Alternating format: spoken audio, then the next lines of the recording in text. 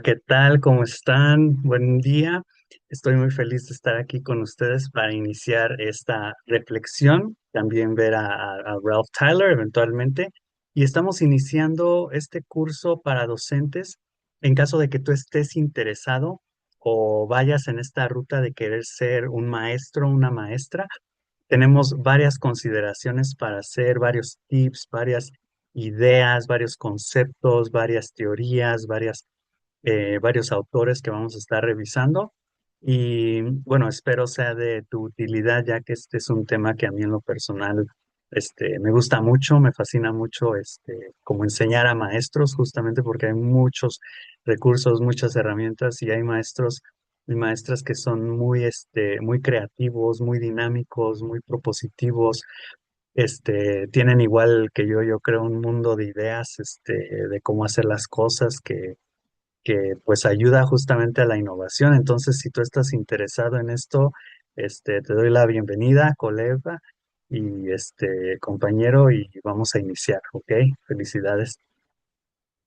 Ok, el tema de la educación normalmente inicia con el tema de la motivación en muchas instancias. ¿Por qué la motivación? Como lo vemos en psicología, la motivación es un tema muy interesante, muy importante, ya que es hasta cierto punto la energía que nos da justamente el propósito y la habilidad de poder proceder hacia nuestros objetivos. Pero bueno, no me adelanto. Quiero que ustedes le pongan pausa al video y expliquen qué es la motivación y para qué sirve en los comentarios. ¿Ok? Vamos a continuar. Entonces, seguimos con lo siguiente. Bueno, eh, con respecto a Maslow, que estudió la motivación, psicólogo norteamericano, la motivación es el impulso que tiene el ser humano de satisfacer sus necesidades.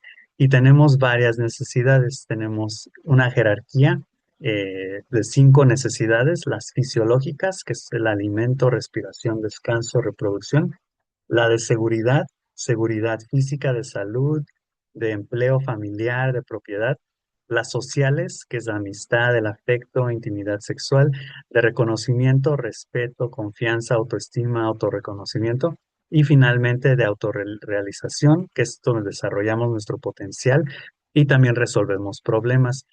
Entonces, algo muy importante que decía un psicólogo canadiense, Jordan Peterson, era que, por ejemplo, cuando luego hay problemas en las escuelas, o yo diría en cualquier lugar, también para terapia, decía, antes de empezar a resolver o tratar de resolver los problemas mentales, psicológicos, emocionales, se le preguntaba a la persona: ¿estás comiendo bien? ¿Estás durmiendo bien? Si no estaba comiendo bien, si no estaba durmiendo bien, que son necesidades básicas, fundamentales, fisiológicas, alimentación, descanso, este, entonces, pues hay que arreglar esa primera parte, porque a veces el problema puede estar ahí, la raíz es eso. Entonces, ya de ahí, pues vamos ahora sí trabajando hacia los demás. Pero la motivación en última instancia nos lleva a satisfacer estas necesidades que tenemos, es lo que nos hace levantarnos por la mañana, por así decirlo. Y bueno, tenemos generalmente hablando 2 tipos de motivaciones. Tenemos la motivación intrínseca y la motivación extrínseca. El por qué hacemos algo. ¿Hacemos algo porque nos gusta o porque nos van a dar algo, una recompensa? Que aquí entrarían temas luego, por ejemplo, del condicionamiento. Este, Creo que inicialmente podemos decir que toda motivación es extrínseca en un inicio. Por ejemplo, tienes que estudiar porque tus padres te obligan o porque quieres como progresar en la vida, quieres ganar más dinero, estudias inglés porque quieres un mejor puesto, etcétera. Pero eventualmente esa motivación extrínseca se vuelve intrínseca cuando le empiezas a encontrar el gusto por el estudio, el gusto por el trabajo. Me gusta venir y hacer mi trabajo así, ¿no? Entonces, aquí también otra distinción que se hace, por ejemplo, es con la lectura. Lees porque necesitas llegar al objetivo, porque necesitas llegar al final del capítulo del libro, motivación extrínseca, o lees porque te gusta. Lees una historia y te puedes ahí pasar horas haciendo algo, estás motivado intrínsecamente, o lees porque estás buscando una palabra específica, un número telefónico específico, ¿no? Como luego daban de ese ejemplo con respecto a la lectura. Tenemos algunas consideraciones con respecto a la motivación extrínseca. Justamente tenemos aquí algunos conductistas como Skinner, Pavlov, justamente Watson, que para ellos, pues, el ser humano estaba motivado por cosas externas, un premio, evitar un castigo, obtener recompensas, extrínseca, amor, el resultado, no, amor, no, dice ama el resultado de la actividad es el objetivo, o sea, lo que logro al final, ¿no? Y en este caso es donde se da el condicionamiento.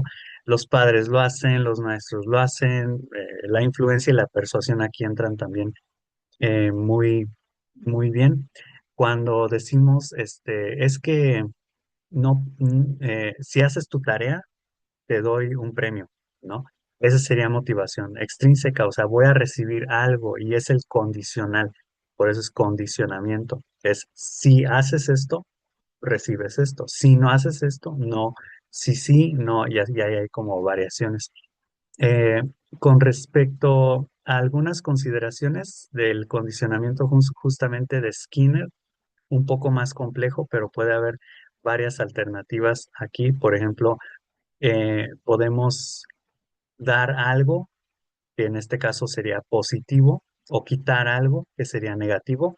Lo que le gusta, por ejemplo, comida, bebida, caricias, o lo que no le gusta, como un shock eléctrico o dolor físico. Recordemos que estas eran ideas como de hace 100 años. O cuando quiere desaparecer la conducta, se da un castigo.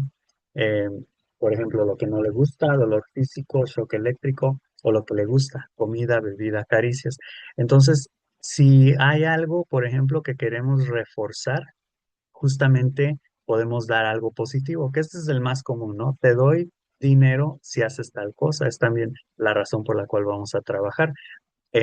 Aunque a veces también hacemos algo porque no queremos algo, ¿no? Entonces, también ahí entran como varias formas de poder condicionar para reforzar o para castigar, es decir, para que la conducta se repita, ese es reforzamiento, o para que la conducta desaparezca, ese sería castigo. Entre estas ideas también está la promesa es posiblemente en el futuro te dé algo que te guste o te quite algo, o te dé algo que no te guste, perdón, y también la amenaza. Pero estas cuestiones de promesa y amenaza no son directamente en la inmediatez, es decir, estas serían como más a futuro. Pero bueno, esas son algunas consideraciones de la motivación extrínseca. La motivación intrínseca, entonces, es porque quiero un aprendizaje profundo, es por producción creativa. Obviamente requiere de más tiempo, porque ahí me puedo perder, ¿no? Perdón, a veces decimos, es que me pierdo ahí, me puedo perder ahí por horas, se me olvida hasta comer y dormir, ¿no? Por estar haciendo eso que me gusta. Satisfacción personal también, por supuesto, o sea, lo hago por ego, lo hago porque me gusta. El hacer la actividad es lo que nos lleva a esto, ya no el resultado, sino el proceso, ¿no? Es interno. Entonces, bueno, ¿cuál crees que es más poderosa y por qué? Si le quieren poner pausa al video y lo escriben en los comentarios. Eh, Vamos con unas ideas de Andrew Bustamante, que es agente de la CIA. Él decía o nos dice que hay cuatro tipos de motivaciones. Está por ejemplo, lo podemos visualizar con las siglas RICE, como arroz en inglés, Reward, que es recompensa, Ideology, que es ideología, Coercion, que es coerción, obligar a alguien a hacer algo, y ego, que es porque pues yo quiero, o sea, por ego. Entonces, esto él hablaba más que nada de cómo se pueden influir en las personas en caso de que queramos algo de esas personas.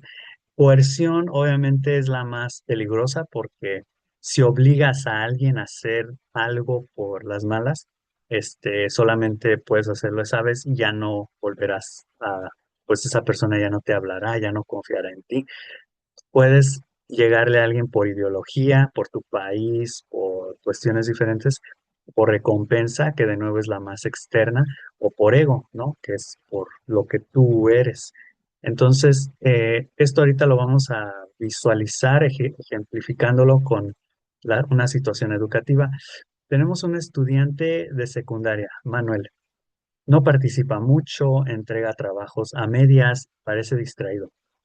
Su maestra, la profesora Laura, decide observarlo y aplicar el modelo RACE.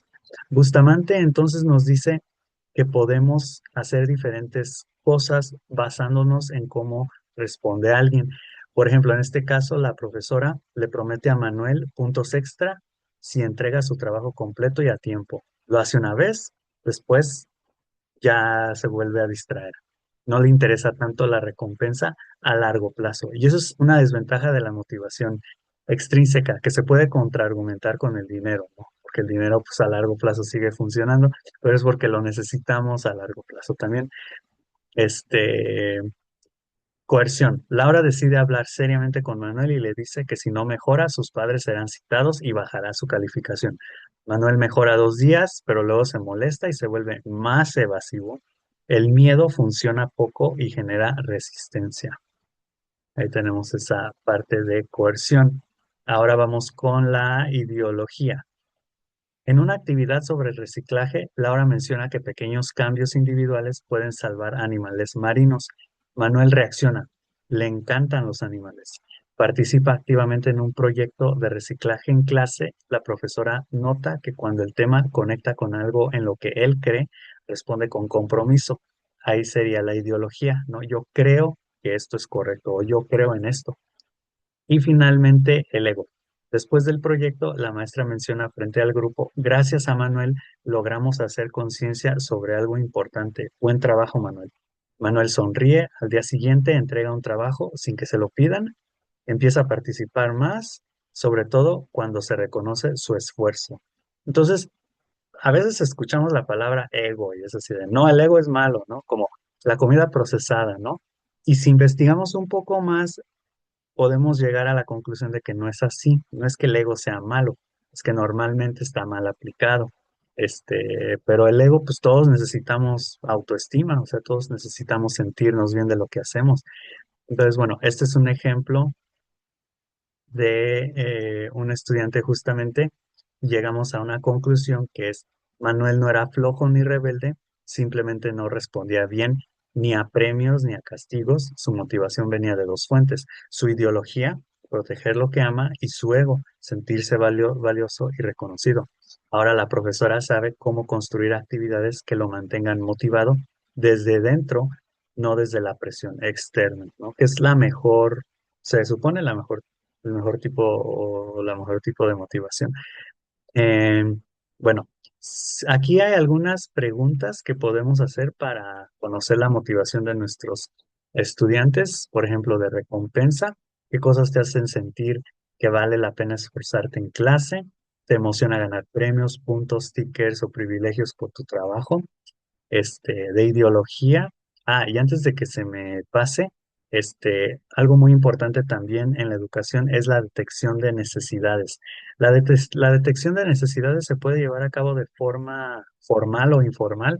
Por ejemplo, estas preguntas serían un poco informal, pero con base a ello nos vamos a poder dar cuenta de cómo son nuestros estudiantes y a veces con lo que no dicen también.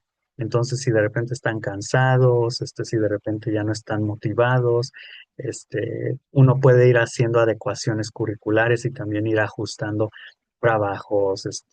Es un proceso. La planeación de clases, yo actualmente la hago y creo que esto es algo que no vi en la universidad, pero muy importante porque ya en la práctica sí, sí es muy importante.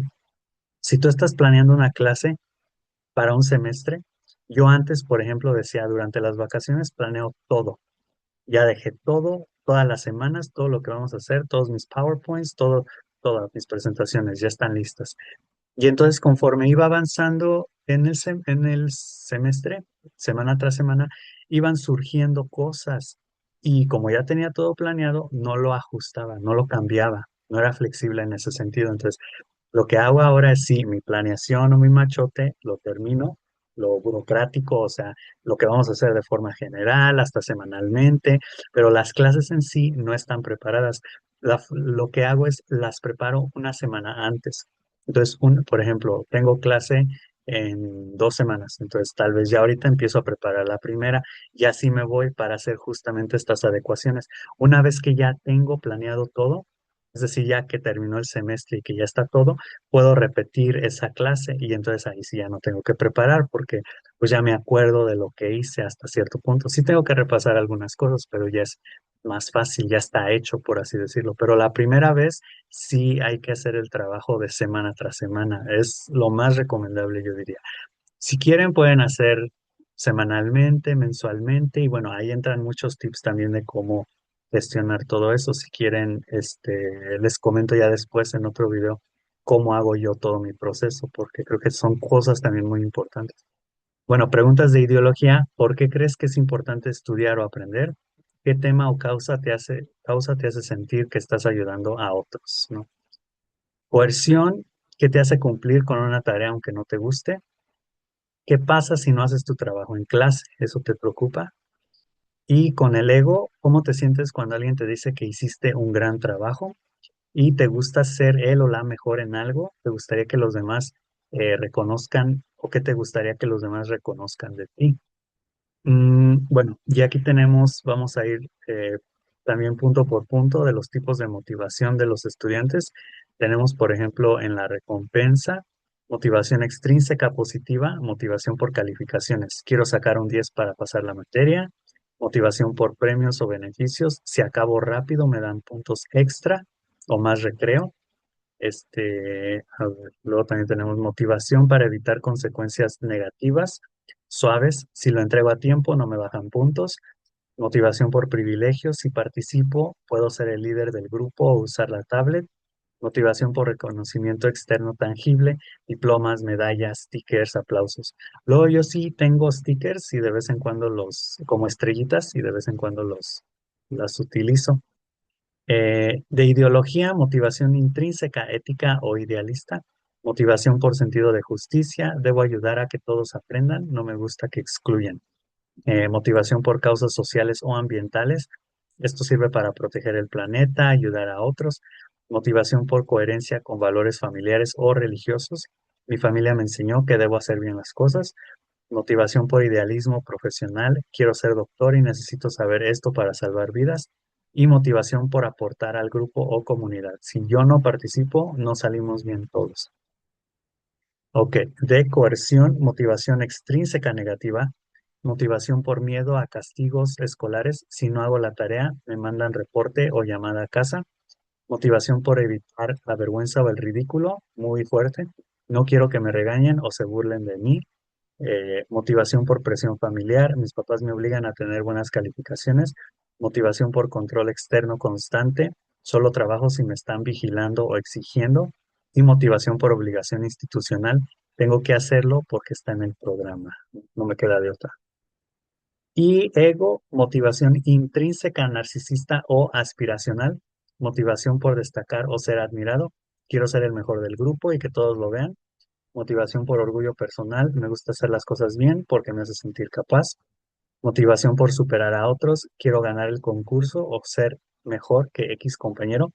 Motivación por reconocimiento del docente o la familia, quiero que el maestro diga que soy bueno. Y motivación por identidad académica o autoestima, yo soy bueno en esto y quiero demostrarlo otra vez. Que luego por ahí dirían los que son buenos estudiantes luego se vuelven maestros, ¿no? Casi casi. Eh, bueno, preguntas detonantes para docentes, ¿por qué enseño? Aquí también es un poco para nosotros y de hecho vamos a estar haciendo ahorita como una reflexión. También estas preguntas ayudan a los maestros a identificar cuál es su motivador dominante al enseñar. Entonces, igual tenemos algunas preguntas de recompensa, ideología, coerción, ego. Si quieren ponerle pausa al video aquí y también responder estas preguntas para más o menos ver ¿cuál es su motivación? Creo que es importante porque luego como docentes o maestros y maestras conectamos mejor con estudiantes que son como nosotros o que se parecen a nosotros o que tienen las mismas motivaciones, y no tanto con otros que no son como nosotros. Entonces también ahí entran muchas cuestiones, por ejemplo, de personalidad también, que hay un test que se puede hacer para justamente averiguar el tipo de personalidad que tenemos, que es el MBTI. Este, va a haber otro video que voy a estar haciendo en donde voy a estar hablando de eso justamente y donde se puede hacer. Y entonces preguntas para docentes sobre los estudiantes, ¿qué motiva a mis alumnos o a mis estudiantes, ¿no? Y aquí también tenemos una serie de preguntas que podemos hacer para que nosotros nos pongamos a reflexionar ya una vez que tengamos el grupo y de nuevo, semana tras semana, ir haciendo las modificaciones. Eh, Muchas veces luego la cuestión es como salir del aula, es lo que yo luego he visto, porque también estar como encerrado en el salón todo el tiempo o cambiar de actividades también luego, eso es importante. No demasiado, porque sí debe de haber también cierta estabilidad, es como un equilibrio entre orden y caos, u orden y variedad. Entonces, momento de reflexión, ¿por qué enseño? ¿Por qué quiero enseñar? ¿Qué me motiva a hacer lo que hago hoy? De lo personal hasta lo profesional. ¿Qué puede motivar a mis estudiantes? Y si muriera hoy, ¿qué diría de mí un familiar, un amigo, un vecino y un colega y un estudiante? Esta actividad es de Stephen Covey, autor de un libro que se llama Siete hábitos de la gente altamente efectiva, muy, muy recomendado. Es un libro de gestión, de organización, pero no empresarial, sino autogestión, este, autoorganización, por así decirlo. Y esta cuarta pregunta nos lleva a identificar nuestros valores. Nuestros valores ideológicamente es lo que nos mueve, es lo que nos motiva. Entonces, si yo digo un familiar, si por ejemplo muriera, el ejercicio va más o menos así. Nos encontramos en nuestro funeral, nosotros estamos ahí en la caja, por ejemplo, y llegan estas personas, ¿qué dirían de nosotros? De cómo vivimos nuestra vida. Y entonces eso que dicen de nosotros es lo que a nosotros nos motiva, es como nosotros nos vemos, es lo que nos gustaría que la gente recordara de nosotros. Entonces, esos son nuestros valores. Los valores cambian con el tiempo, muy importante. Entonces, este ejercicio de valores o detección de valores es importante hacerlo cada ciertos años porque van cambiando. Y también las metas, los objetivos que tenemos van cambiando. Entonces, bueno, vamos a hacer esta reflexión. Pongan pausa al video y listo. Continuamos entonces con lo siguiente. Aquí me gusta hacer una actividad de roleplay o simulación, improvisación. Creo que hay un libro que se llama, creo que es de Chris Voss. Aquí lo anoto también. No me acuerdo ahorita cómo se llama el libro, pero es de negociación. Creo que se llama Rompiendo la barrera del no. Sí, en español. Y en inglés, creo que lo tengo por aquí. Así se llama, Never Split the Difference. Entonces, él me dio la idea de hacer esto, por ejemplo, para las negociaciones, de simular, como si estuviéramos en una obra de teatro. Y yo te digo, a ver, tú vas a ser un estudiante y yo voy a ser su compañero que le está haciendo bullying. Y empezamos a actuar así, sin más. O sea, es como la improvisación, que el ejercicio más básico de improvisación es ¿dónde estás? En un supermercado. ¿Quiénes somos? Cliente y cajero o cajera. ¿Y qué pasó? Este producto no está al descuento que el cliente pensó. Y ya, empieza, ¿no? Y así, actuación, improvisación. Entonces aquí, por ejemplo, podemos participar dos personas, diferentes situaciones. Por ejemplo, docente detectó que un estudiante está desmotivado y utilizar RICE y nociones de motivación intrínseca y extrínseca para motivarlo. Es lo que hemos estado viendo justamente hasta el momento. Bueno, esto no lo podemos hacer ahorita porque es asincrónico, pero sí estaría muy bien. Pregunta del millón. ¿Qué tipo de docente crees que eres y cómo lo sabes? Tenemos varias películas de la cultura pop, series y así, desde Miyagi hasta justamente Walter White, los escritores de la libertad, por ejemplo, aquí. la maestra de Mean Girls, también Mean Girls, Chicas Pesadas, muy buena película. Llora, los profesores de Hogwarts, entre otros. Eh, y entonces yo creo que todos nos identificamos como con un maestro, ¿no? O queremos pensar que somos como una especie de maestro. Entonces, esta parte también es importante considerarla porque de nuevo va ligada a la personalidad. Eh, entonces, estaríamos hablando de teacher personality o personalidad del docente. Aquí, pues, los alumnos o los estudiantes creo que lo saben más que mejor que nadie. Hay maestros estrictos, hay maestros divertidos, hay maestros chistosos, hay maestros enojones, hay maestros de todo, ¿no? Eso creo que es algo que es común conocer y también nos da cierta ventaja porque podemos ser nosotros, ¿no? Hasta cierto punto. El sargento, el que es más parental, el que es más como un mago, el que es como tu amigo, ¿no? Este, entonces, aquí tenemos algunos otros maestros también para considerarlos bajo este criterio y esto se encontró en el siguiente link también por si quieren indagar en esta cuestión. Entonces, bueno, aquí hacemos una encuesta que es básicamente para que ustedes puedan ver más o menos qué tipo de docente son.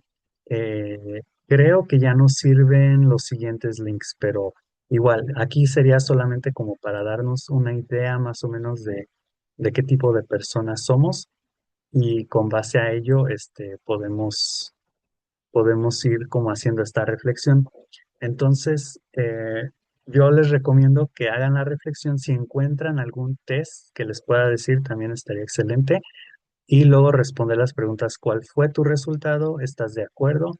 ¿Crees que tu personalidad afecta tu estilo de enseñanza? ¿Y has cambiado con los años? También tenemos los maestros, por ejemplo, de Abbott Elementary, que es una serie muy divertida. Y estos maestros trabajan también con niños, y bueno, en este sentido es interesante también ver porque son muy diferentes unos de los otros, entonces también para su consideración. Bueno, y para mayor profundidad tenemos aquí también, de hecho aquí se encuentra el test que les comentaba, aunque esto luego lo voy a explicar en otro video. El test de las 16 personalidades es muy importante para hacerlo. Este sí les recomiendo que lo hagan, es gratuito y les dice más o menos cómo son ustedes. La tolerancia entonces comienza en nuestro interior. Hoy recordamos que la tolerancia comienza en nuestro interior, aceptándonos tal y como somos. ¿Por qué es importante? Porque cada mente es única y el primer paso hacia la salud mental es aceptarse y valorarse sin prejuicios. La tolerancia empieza aceptándose a uno mismo, ¿no? Entonces ahí ya es un poco más de reflexión más profunda. Y luego vamos a continuar entonces con algunos refranes. eh, Estos son algunos proverbios, refranes, dichos de la educación. Aquí yo les recomiendo que lo lean cada uno de estos y me digan cuál es su favorito o por qué les gustó el que les gustó. Eh, el mío es uno que les voy a mostrar ahorita a continuación. Entonces, de hecho es este que está aquí, de Robert Heinlein. Cuando una persona enseña, dos aprenden. Es mi favorita porque creo que como docentes también nos encanta aprender, entonces repasamos y aprendemos y sabemos y conocemos y recordamos y eso es muy, muy padre. Entonces, bueno, para que se vayan apropiando o adueñando de alguna frase también. Bueno, continuamos con algunas consideraciones de formas de enseñar. Entonces, aquí la pregunta que les quiero hacer es, ¿qué formas conocen ustedes para enseñar? Eh, entonces, si le quieren poner pausa al video y pensar en esta pregunta, y vamos a continuar. La enseñanza se da en muchos momentos de la vida.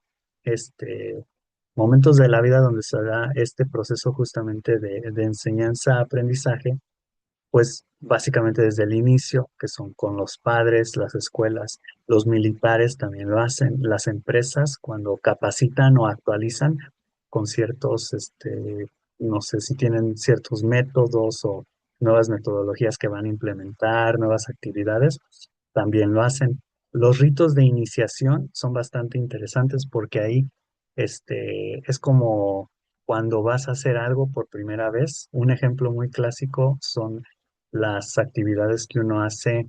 Bueno, dicen, como tal ya no hay ritos de iniciación, pero algunos argumentan que ir a la universidad o salirte de tu casa, de la casa de tus papás, es como un rito de iniciación del occidente o de esta era contemporánea. Pero yo diría, hay muchos ritos de iniciación que son como desde que te levantas y te pones tu ropa para salir o para ir al trabajo, a la escuela, desde, por ejemplo, estas pasas de primaria, secundaria de secundaria, a prepa de prepa, a universidad de universidad, al trabajo. Todos esos son ritos de iniciación en donde tienes que conocer, tienes que aprender cómo funcionan aquí las cosas, qué tengo que hacer, quiénes son estas personas, nuevas relaciones personales y románticas. Por supuesto, esa es una secuencia de enseñanza-aprendizaje. De hecho, yo me atrevería a decir que las relaciones románticas en donde no se da un proceso de enseñanza-aprendizaje fracasan, porque justamente es como, a ver, me tienes que enseñar, tengo que aprender y viceversa, ¿no? Entonces, y tenemos que negociar, ahí entra lo de negociación también.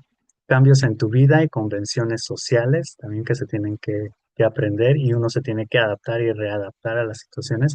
Habilidades técnicas como cómo cambiar una llanta, cómo instalar un circuito, no sé, maestros zen y psicólogos también, aunque la psicología lo hace de una forma más implícita, yo diría, y la docencia es más explícita, ¿no? Pero también hay ahí un proceso de enseñanza-aprendizaje. Escritores y películas también. La propaganda, por ejemplo, nos enseña muchas cosas, el mercado, qué es bueno, qué es malo, qué es nutricional, o cuál es la forma en la que nos debemos de comportar. ¿Qué otras formas conoces tú? Este es como un ejemplo, o este es para visualizar cómo la enseñanza o el proceso de enseñanza-aprendizaje se da en más momentos de los que podemos llegar a pensar, o sea, además de la escuela. Bueno, vamos a ver algunos teóricos, algunas ideas y algunas teorías justamente de la enseñanza. Y aquí iniciamos con algunos modelos clásicos, justamente. Primero tenemos el modelo de Taba Hilda, el inductivo. Exponente es Hilda Taba, enfoque, currículo construido por el docente desde las necesidades del alumno. Ventaja, relevancia y participación docente. Desventaja, puede ser difícil de sistematizar. Ejemplo, el maestro observa que los alumnos no entienden el reciclaje y diseñan actividades de cero. El método inductivo, bueno, les recomiendo si no conocen las palabras deductivo e inductivo, que investiguen estas dos palabras. El método inductivo es muy interesante porque la enseñanza opta por esto, pero es muy ideal, es muy difícil de llevarlo a cabo. El método inductivo se supone que es el método de la vida real. Es cuando vemos algo, observamos cómo funciona la vida o alguna situación y con base a ello aprendemos. O sea, nos hacemos una idea general de algo particular, decimos, entonces funciona así, ya aprendí esto. En la gramática, por ejemplo, o en la enseñanza del inglés, en la gramática, hay una forma de enseñar, la clásica, que es deductiva. La deductiva es cuando yo te digo, mira, para armar la oración tienes que formar el sujeto, verbo, complemento, de esta forma, ¿no? O tienes que, en futuro con el will, tienes que usar sujeto, will, verbo y luego en base y luego el complemento. La forma inductiva es, te doy la oración, ¿no? Dice, Fernando will go to his house. Y entonces ahora te pido que tú me des la estructura, que tú hagas esta inferencia, ¿no? Y apliques la inducción, justamente, que es como sería en la vida real. O sea, te doy un problema, la vida real no te explica, no te da un manual de cómo resolver los problemas. Te da el problema y tú tienes que averiguarlo, ¿no? Entonces, esa por excelencia es lo ideal, el método inductivo, pero es muy difícil que se lleve a cabo porque, de nuevo, requiere de mucho tiempo, de mucho pensar, pero es lo ideal. Tenemos el modelo de Jerome Bruner, el descubrimiento guiado, también se asocia mucho con el inductivo. Enfoque, el estudiante construye el conocimiento explorando activamente. Ventaja, desarrolla autonomía y pensamiento crítico. Desventaja, no todos los estudiantes avanzan al mismo ritmo. También ahí tenemos otra desventaja. Ejemplo, explorar cómo flotan los objetos antes de dar la teoría de la flotación. Brunner está muy asociado con todo esto del descubrimiento guiado y esto es como se ve hoy al maestro. Hablamos de actores educativos. Actores educativos son todas las personas involucradas con los procesos académicos, como pueden ser los directores, los padres de familia, los docentes, los estudiantes también. Y entonces, en este sentido, es importante considerar al docente como una guía, ¿no? Hoy en día se le conoce como una guía que justamente va guiando al alumnado, al estudiante. Eh, Contrasta Brunner, y normalmente se ve Brunner, con Bandura, porque Bandura se basaba más en la enseñanza social, un poco como Vygotsky, que ahorita lo vamos a estar viendo. Bueno, el modelo de David Ausubel es el modelo del aprendizaje significativo, también una expresión hoy en día muy en boga, muy famosa. El enfoque es relacionar lo nuevo con lo que ya se sabe. La ventaja es profundizar el aprendizaje y evitar la memorización vacía, o yo diría evitar exclusivamente la memorización. La memorización es, en la taxonomía de Bloom, importantísimo, es el fundamento como el fundamento fisiológico de Maslow también, pero justamente no debemos de detenernos ahí, debemos de también desarrollar los siguientes niveles. Desventaja, requiere diagnóstico previo del conocimiento, detección de necesidades y detección justamente de habilidades, es decir, es un diagnóstico, cómo viene esta persona y asociar justamente lo que ya trae con lo nuevo, ¿no? Es decir, irlo conectando. Ejemplo, antes de ver la fotosíntesis, recordar que saben sobre las plantas, ¿no? Activar el conocimiento previo. Ausubel tiene conceptos muy interesantes, yo digo, vale la pena explorarlos, valen la pena explorarlos, pero, bueno, y así como hay muchos modelos, por supuesto hay muchas formas también de enseñar y de hecho se requieren al momento de hacer como diferentes actividades. Bueno, otra cuestión también que vamos a estar viendo por aquí, nada más creo que, sí, creo que todavía me escucho, creí que le di clic en donde no. Piaget. Piaget, por excelencia, y más con los niños, es el teórico al que todos acuden, el constructivismo cognitivo, aunque también hay algo llamado construccionismo radical. Es una idea en la que pues tú vas construyendo tu propio conocimiento y tu verdad es la única, no es la única que cuenta, pero pues es tu verdad, no es tu conocimiento. Pero bueno, eso es radical, es extremista. Aquí el enfoque es que el alumno construye su conocimiento según su etapa de desarrollo, ¿no? Como bloques o como ladrillos.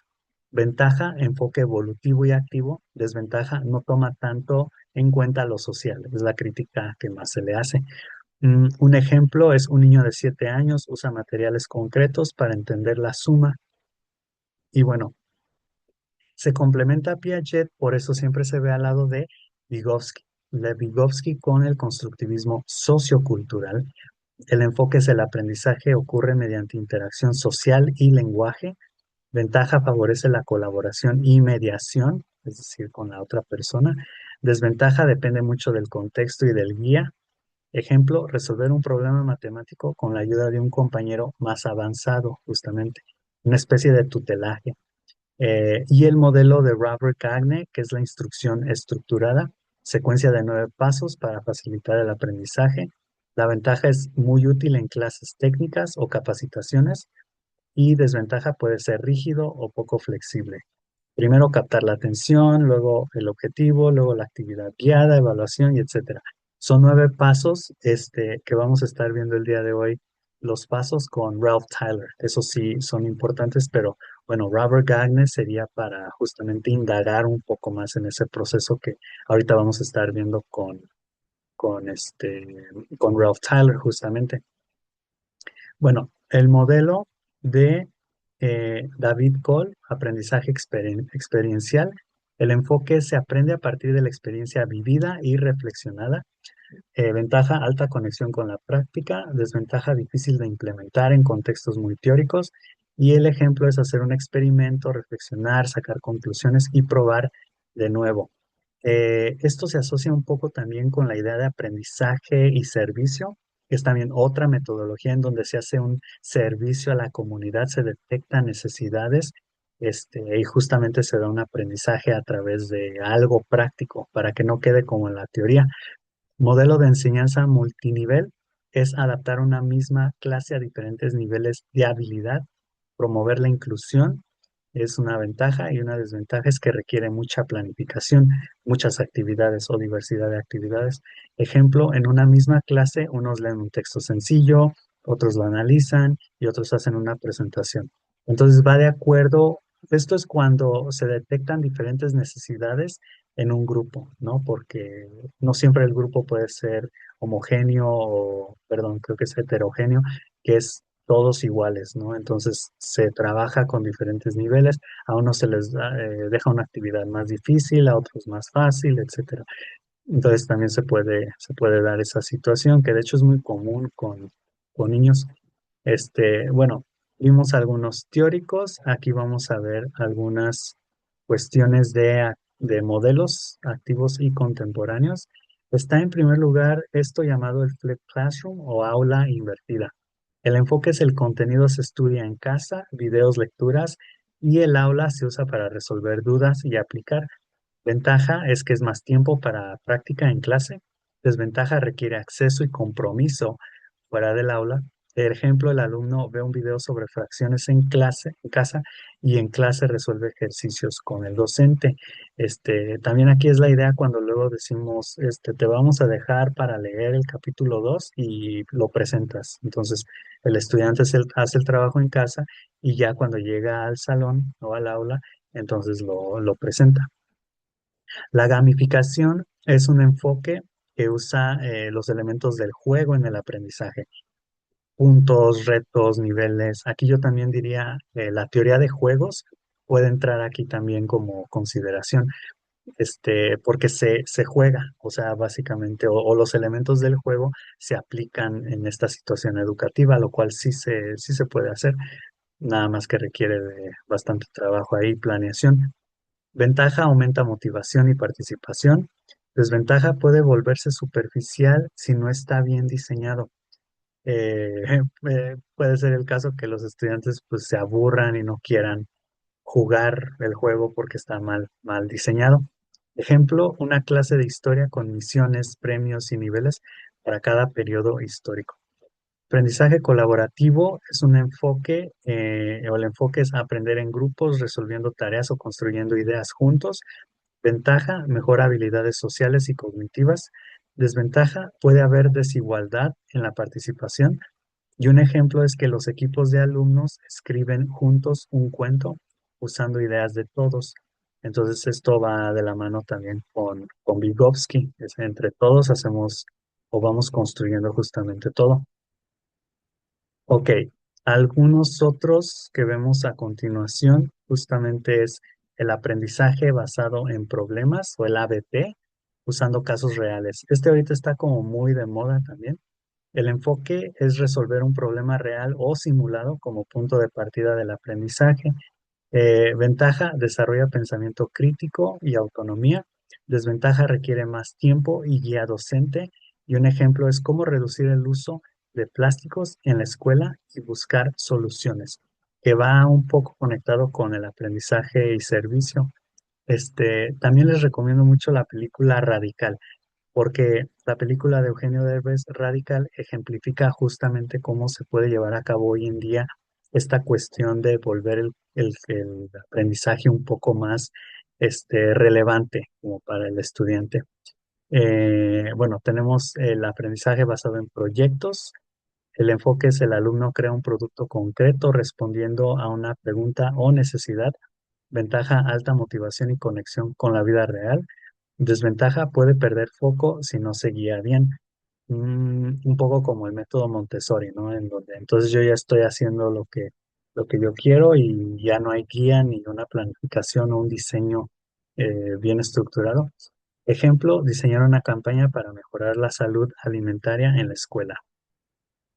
Y tenemos el aprendizaje por competencias usado en México actualmente, desarrollar conocimientos, habilidades y actitudes para contextos reales, integrar saber, saber hacer y saber ser. Por ahí también, bueno, saber es conocimiento, saber hacer es conocimiento práctico, lo técnico, y saber ser es actitudinal, es cómo me comporto yo. Y por ahí también es el saber resolver, creo que hay una cuarta, que es justamente como la competencia, que es como, justamente, ay, no sé qué se cayó. Cómo resuelvo justamente algún problema como ya en la práctica. Desventaja es que es difícil de evaluar si no hay criterios claros y porque de nuevo puede ser muy variado. Y un ejemplo es resolver un conflicto escolar aplicando comunicación asertiva, que sería la competencia socioemocional, por ejemplo. Entonces, ahí sería saber justamente cómo llevar a cabo la solución o la resolución. Y aquí tenemos una imagen de hacer justamente saber, saber ser, convivir con los demás, que engloba también pues esta habilidad de competencias. Mm, y bueno, vamos con algunas últimas consideraciones. La escuela inteligente de David Perkins, el síndrome del conocimiento frágil. Aquí David Perkins nos habla de un conocimiento olvidado, que en ocasiones buena parte del conocimiento simplemente se esfuma, lo cual es por eso a veces difícil aprender o recordar lo esencial. Conocimiento inerte, que es a veces se lo recuerda, pero es inerte. Permite a los estudiantes aprobar exámenes, pero no se aplica en otras situaciones. Conocimiento ingenuo es el conocimiento suele tomar la forma de teorías ingenuas o estereotipos, incluso luego de haber recibido el alumno una instrucción considerable destinada especialmente a proporcionar mejores teorías y a combatir los estereotipos, como los veranos son más cálidos porque la Tierra está más cerca del Sol, ¿no? Él da este ejemplo, yo diría el ejemplo de comida procesada, que esto del conocimiento ingenuo va un poco con el sentido común o con lo que todos saben, que no siempre es científico, no siempre es verídico, no porque esté en el colectivo común quiere decir que sea lo correcto, aunque suene correcto, aunque tenga lógica. O conocimiento ritual, los conocimientos que los alumnos adquieren tienen con frecuencia un carácter ritual que solo sirve para cumplir con las tareas escolares, un poco como con el conocimiento inerte, o sea, solamente me lo aprendo para aprobar el examen. Pero el conocimiento inerte también tiene una cualidad de que no se aplica la transferencia. La transferencia es cuando yo aprendo algo en un lado y luego lo puedo aplicar también en otro lado. Entonces, si yo, no sé, primero fui contador y ya después me meto a trabajar en un supermercado o algo así, o al revés, ¿no? Puedo aplicar ciertas habilidades que aprendí o transferir ciertas habilidades de un lugar a otro, de un momento a otro. O sea, llevo mi contexto conmigo y me ayuda. Entonces, él llamaba a la teoría uno su idea, y esto es lo básico, la información clara, descripción y ejemplos de los objetivos y conocimientos requeridos y de los resultados esperados. Práctica reflexiva, oportunidad para el alumno de ocuparse activamente y reflexivamente de aquello que deba aprender, suma de números, solución de problemas matemáticos, redacción de composiciones, etcétera, realimentación o retroalimentación informativa, consejos claros y precisos, también con una instrucción de qué hacer después. O sea, se dice, debes de hacer esto y estas son las correcciones, ¿no? Y justamente darle seguimiento. El seguimiento ahí es muy importante para que el alumno mejore el rendimiento y pueda proceder de manera más eficaz y fuerte motivación intrínseca y extrínseca, combinar las dos actividades ampliamente recompensadas, sea porque son muy interesantes y atractivas en sí mismas o porque permiten obtener otros logros que importan al alumno. Causas alarmantes es el modelo de la búsqueda trivial, excesivo énfasis en lo fáctico y en la información, es decir, nada más saber por saber, sin que tenga ningún uso. Prioridades de la capacidad sobre el esfuerzo. El estudiante piensa que si no lo entiende a la primera, entonces no sirve para la materia. En este caso es, en vez de pensar que no tienes la capacidad, piensa en que todo requiere un esfuerzo y entonces poco a poco lo vas a ir aprendiendo, porque luego se escucha mucho estas ideas que de nuevo son del colectivo. Es que yo no sirvo para inglés, es que yo no sirvo para las matemáticas, es que yo soy malo para X. Eso es pensar que la capacidad está sobre el esfuerzo, cuando en realidad es el esfuerzo que está sobre la capacidad. Si te esfuerzas, lo puedes ir aprendiendo. Y el síndrome del Salvador, única forma de hacer las cosas bien, aunque también hay más formas. Esto se trata mucho de flexibilidad a fin de cuentas. Bueno, tenemos también la aplicación de la teoría uno con Mortimer Adler. La propuesta del grupo PAEDA bueno, consiste en tres partes. La instrucción didáctica, que es identificación de objetivos para los alumnos. De nuevo, esto es importante que uno como docente se lo comunique a los estudiantes. O sea, este es el objetivo de la semana, lo cual yo siempre hago en mis clases. Esto es lo que vamos a estar haciendo y este es el objetivo, ¿no? Como una introducción, no que nosotros no lo quedemos. Supervisar y señalar el avance hacia los objetivos, mostrar numerosos ejemplos sobre los conceptos analizados, hasta también hablan de contraejemplos luego, lo que algo no es y lo que sí es, y dar varias versiones, o varios ejemplos. Clases prácticas donde se exponen los vínculos y las condiciones de aplicabilidad de los conceptos. Posteriormente, entrenamiento, que lo podemos pensar como un coach, o sea, ahí es donde entra la práctica, y la enseñanza socrática para el aprendizaje autodirigido. La enseñanza socrática sabemos que es el método, o consiste en el método socrático, que es el preguntar por qué del por qué del por qué, y de esta forma ir indagando más y más en el tema. Em, bueno, ahora sí, con Ralph Tyler vamos entrando. Ralph Tyler vivió de 1902 a 1994 y se le considera el padre de la evaluación educativa moderna y del currículo por objetivos. Ralph Tyler fue un influyente educador y psicólogo estadounidense, nacido el 22 de abril de 1902 y fallecido el 18 de febrero del 94. Trabajó con el gobierno de Estados Unidos para diseñar evaluaciones nacionales de educación. Fue asesor educativo de 6 presidentes, desde Truman hasta Nixon. Participó en el proyecto Eight-Year Study, una de las reformas curriculares más importantes del siglo XX, y su enfoque marcó el paso del enseñar por enseñar al enseñar con propósito. O sea, debe de haber un objetivo o objetivos por el cual se están haciendo esto. Cambian varias cosas con Ralph Tyler. Antes de Ralph Tyler, la enseñanza se centraba en dar el tema, sin importar si el estudiante aprendía o no, ¿no? Por ejemplo, dar el tema de la Revolución Francesa. Ese es mi objetivo. Después de Ralph Tyler, la enseñanza se enfocó en lo que el estudiante debe lograr y demostrar, ¿no? Un poco más con el saber, saber hacer, saber ser. Ejemplo, el estudiante comprenderá las causas y consecuencias de la Revolución Francesa. Tyler cambió la educación de un modelo centrado en el maestro a uno centrado en el aprendizaje o al estudiante, con objetivos claros, actividades alineadas y evaluación con sentido. Em, Vamos a estar viendo lo básico de Ralph Tyler aquí, que es con su modelo. Su mayor aportación fue el modelo de diseño curricular por objetivos, o algo también llamado Basic Principles of Curriculum and Instruction. Bueno, este fue el libro que escribió en 1949, donde incluye esta parte. Este modelo parte de una pregunta central: ¿qué queremos que el estudiante aprenda y logre?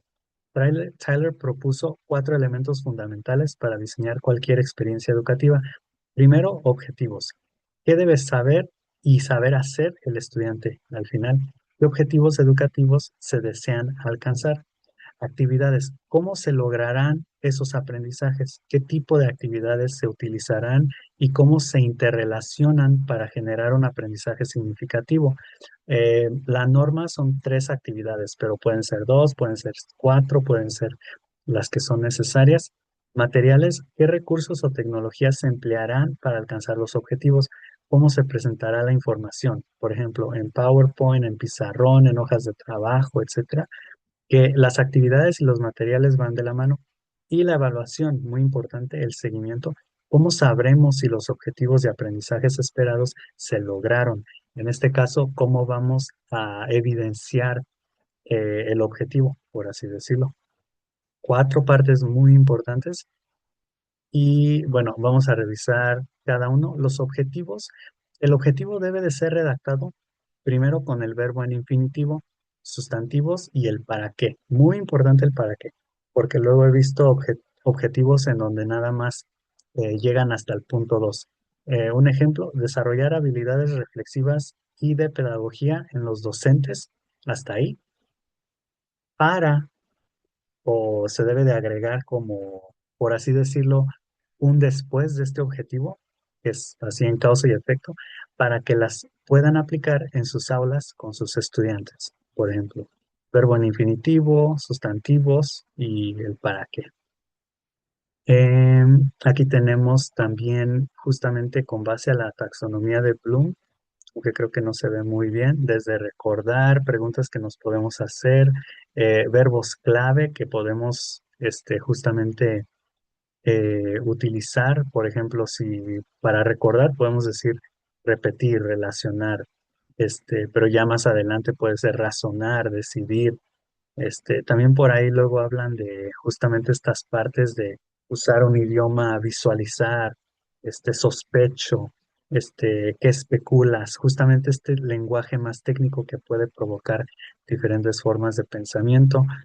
Eh, bueno, y justamente les comentaba la taxonomía de Bloom, que va desde el pensamiento de orden inferior a pensamiento de orden superior, del recordar hechos, conceptos básicos, a comprender, mostrar entendimiento básico de hechos.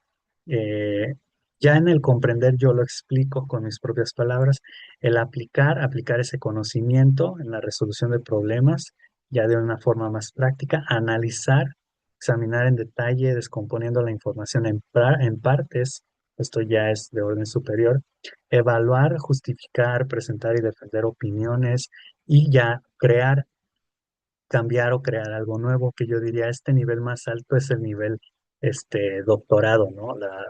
Los estudios normalmente van de licenciatura a maestría a doctorado y ya el doctor justamente investiga para generar, para crear. Eh, cuando se trabaja con niños con altas capacidades, por ejemplo, se trabajan solamente estos 3 puntos de arriba, analizar, evaluar y crear. Entonces eso también es importante tenerlo en mente. Las actividades deben de estar y ser interrelacionadas, acumulativas y progresivas, es decir, ir construyendo entre sí, inicio, desarrollo, cierre, ¿no? Y deben de provocar aprendizaje significativo, deben de estar relacionados. En este sentido se debe de considerar también el tiempo, es decir, marcar el tiempo y considerarlo aquí. Entonces, si preguntamos qué es el aprendizaje significativo, como ya vimos con David Hosubel, es conectar el contenido del presente con el pasado y si es posible también con el futuro. Em, bueno, aquí hay algunas actividades o unas ideas para actividades que pueden utilizar. Entonces, si quieren también aquí ponerle pausa y leer desde, por ejemplo, trabajar con podcasts, experimentos, Kahoot, Kartic Phone, debates, diálogos ficticios entre personajes. Entonces, bueno, aquí hay varias ideas. Y con respecto a los materiales, el material puede ser real o auténtico, sí puede también ser falso. Pueden ser casos reales o situaciones reales. Diversas aplicaciones de los conceptos también se pueden dar y se pueden usar recursos tecnológicos, por supuesto. Y para la evaluación tenemos 2 tipos de evaluación. Tenemos la evaluación cuantitativa, que en este caso te arroja datos verificables, como en un examen, un quiz, una lista de cotejo o rúbricas. Es decir, hay un punto, es puntual, es un 9, un 10 o un 70, un 77. Y la cualitativa, en donde es un poco más flexible, un portafolio de evidencias, un resumen, un ensayo, una presentación, simulaciones, demostraciones, investigaciones, casos. Entonces, se pueden combinar los dos, en este caso, para la evaluación. Bueno, y aquí yo recomiendo mucho el uso de la inteligencia artificial. Aquí es una actividad que hacemos con inteligencia artificial, con la IA, y aquí hay algunos prompts que podemos hacer. ¿Me puedes diseñar una secuencia didáctica para, y ponen su materia o la clase que van a dar, con base al modelo curricular de Ralph Tyler para la materia de, y asegúrate que la secuencia didáctica tenga un objetivo general y dos específicos, cinco clases interrelacionadas, acumulativas y progresivas entre sí, cada una con su inicio, desarrollo y cierre, luego el material que se usará y finalmente una evaluación cualitativa y una cuantitativa. Y así, aquí tenemos varios prompts que yo les recomiendo que utilicen con ChatGPT o con una inteligencia artificial para ver qué les arroja y ya ahí también se van dando una idea. Prompts adicionales también tenemos, cada docente diseña una clase siguiendo este formato y lo comenta. Dame actividades prácticas para enseñar tal tema, dame los ejercicios de tema de la clase 1, genera una evaluación formativa para los estudiantes de tal nivel sobre tal tema, sugiere cómo conectar este tema con la vida real, dame casos reales en donde este concepto se aplicó, también muy importantes. Bueno, y este es un ejemplo, porque pues yo aquí estoy dando una clase de una secuencia didáctica de Ralph Tyler aplicada a este curso. Primero, mi objetivo general es desarrollar habilidades reflexivas y de pedagogía en los docentes para que las puedan aplicar en sus aulas con sus estudiantes. Objetivo específico uno, conocer diversas formas de motivar para automotivarse y motivar a los estudiantes. Y objetivo específico 2, evaluar si el modelo de Ralph Tyler es funcional como opción para los docentes tomando el curso. Material, imágenes, presentación de PowerPoint, Google Classroom, Google Formulario, pantalla y laptop, libro Escuela Inteligente de David Perkins, links de internet y prompts para ChatGPT, que es lo que utilicé. Actividades que aquí están interrelacionadas, acumulativas y progresivas para que se lleve a cabo el aprendizaje significativo. Clase uno, y aquí lo dividí en varias clases: motivación y qué tipo de docente eres. Inicio, dar a conocer conceptos de la motivación y RISE de Bustamante. Ejemplificar RISE en contextos escolares y educativos. 3, comprender los tipos de motivación de los estudiantes. Luego, en el desarrollo, preguntas reflexivas para socializar la idea de motivación y una actividad de roleplay. Preguntar qué tipo de docente eres y por qué. Realizar la encuesta qué tipo de docente eres. Y el cierre, analizar, comparar y socializar los resultados de las encuestas. Responder en grupo o en pares las preguntas de reflexión. Y cada uno lee y elige una cita sobre la educación, el aprendizaje y la enseñanza. Y la clase 2, porque esto lo dividí en dos clases, nada más que aquí lo hice en un video. Eh, Planeación y modelo de Ralph Tyler. Inicio, provocar las ideas que los docentes tienen sobre la enseñanza y el aprendizaje. Dar a conocer diferentes momentos del proceso y métodos que se han desarrollado. Hablar sobre algunas problemáticas en la educación. Luego, en el desarrollo, proponer elementos muy básicos para mejorar la educación con ideas de David Perkins y Mortimer Adler. Presentar a Ralph Tyler y su modelo curricular para lograr eficiencia en la secuencia didáctica y dar a conocer con mayor detalle los cuatro elementos del modelo de Ralph Tyler.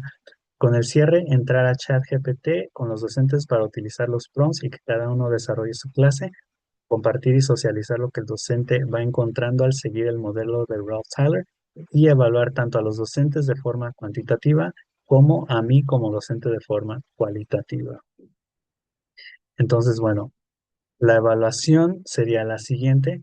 ¿Qué es la motivación? Bueno, perdón. ¿Qué es la motivación de acuerdo a Maslow? Y aquí le pueden ir poniendo pausa.